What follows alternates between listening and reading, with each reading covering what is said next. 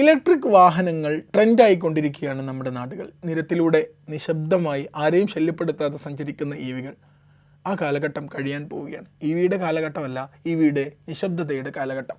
Electric വാഹനങ്ങളിൽ ഇനി ശബ്ദമുണ്ടാകും. കേന്ദ്ര ഗതാഗത മന്ത്രാലയം ഒരു പുതിയ കരട് വിജ്ഞാപനം പുറപ്പെടുവിച്ചിരിക്കുന്നു. അതനുസരിച്ച് 2026 ഒക്ടോബർ മുതൽ പുറത്തിറങ്ങുന്ന എല്ലാ ഇലക്ട്രിക് വാഹനങ്ങളിലും, പാസഞ്ചറായാലും അതല്ലെങ്കിൽ ട്രാൻസ്പോർട്ട് വാഹനങ്ങളായാലും കൊമേഴ്ഷ്യൽ വാഹനങ്ങളാണെങ്കിലും ശരി, ഇലക്ട്രിക് വാഹനങ്ങളിൽ ഇനി acoustic vehicle alert system AVAS എന്ന് പറയുന്ന ഒരു ടെക്നോളജി ഉപയോഗിക്കണമെന്നാണ് കേന്ദ്ര ഗതാഗത മന്ത്രാലയം ആവശ്യപ്പെട്ടിട്ടുള്ളത്. ഇലക്ട്രിക് വാഹനങ്ങൾ നിശബ്ദമായാണ് പ്രവർത്തിക്കാറുള്ളത്, എഞ്ചിന് ശബ്ദം ഉണ്ടാവാറില്ല. അതുകൊണ്ട് തന്നെ അത് കാരണമായി പല സുരക്ഷാ ആശങ്കകളുമുണ്ട്. കാൽനട യാത്രക്കാർക്ക്, സൈക്കിൾ യാത്രക്കാർക്കൊക്കെ അപകടമുണ്ടാകുന്ന സാഹചര്യങ്ങളുണ്ട്. ഇതെല്ലാം ഒഴിവാക്കാൻ വേണ്ടിയിട്ടാണ് കേന്ദ്ര ഗതാഗത മന്ത്രാലയത്തിൻ്റെ പുതിയ പരിഷ്കാരം.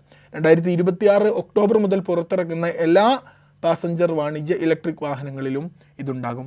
നിലവിൽ പുറത്തിറക്കിയ വാഹനങ്ങളിൽ 2027 ഒക്ടോബർ വരെ ആവാസ് ടെക്നോളജി ഘടിപ്പിക്കാനുള്ള സമയവും നൽകിയിട്ടുണ്ട്. 2027 ഒക്ടോബറിന് ശേഷം നിശബ്ദമായി പ്രവർത്തിക്കുന്ന ഇലക്ട്രിക് വെഹിക്കിളുകൾ ഉണ്ടാകില്ല എന്നർത്ഥം. വാഹനങ്ങൾ മണിക്കൂറിൽ 20 കിലോമീറ്റർ വേഗത കൈവരിക്കുന്ന സമയത്ത്, അതിന് മുകളിൽ വേഗതയിൽ പോകുമ്പോൾ ഈ ടെക്നോളജി ആക്റ്റീവ് ആവുകയും ശബ്ദമുണ്ടാവുകയും ചെയ്യും.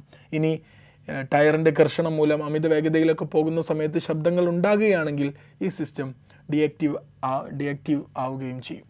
ഇലക്ട്രിക് ഇരുചക്ര വാഹനങ്ങൾ, അതുപോലെ തന്നെ ഓട്ടോറിക്ഷ പോലുള്ള മുച്ചക്ര വാഹനങ്ങൾ, റിക്ഷകൾ, ഇവക്ക് ആവാസ് നിർബന്ധമില്ല.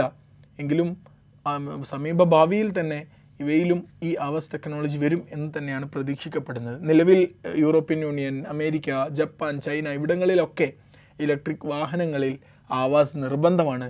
ഇന്ത്യയിലും അത് വരാൻ പോവുകയാണ്. ഇലക്ട്രിക് വാഹനങ്ങളിൽ ഇനി മുരൾച്ചയുണ്ടാകും.